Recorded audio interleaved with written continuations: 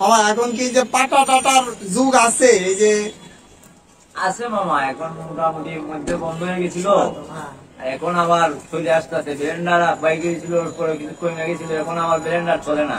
Blender অনেক মানুষের রোগ আসছে, এখন পাল্টাই পালাইছে, এখন আবার শিল পাটার কাজে লাগে।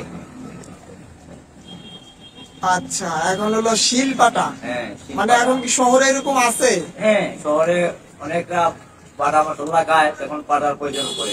আচ্ছা, এখন তো ব্লেন্ডার আছে, তাহলে তোমার পাটার দরকার কি? ব্লেন্ডার আছে কথা ঠিক, এই যে কিছুদিন আগে মগবাজার হসপিটালে পাটা ঘুরাইলাম, তো অনেক না চাপা বললো যে এই ব্লেন্ডার থেকে অনেক রুগী তৈরি হয়েছে, আপনাদের পাটা ঘুরানি থাকবে।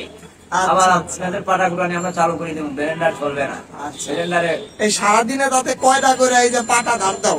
এর একটু নামাও দেখি। 500-700 টাকা, 1000 টাকা আমরা ইনকাম করতে পারি। এরকম করলে আমরা দুইটা ডাইল ভাত খাইয়ে বাঁচতে। মামা আপনার নাম কি? আপনার বাড়ি কই?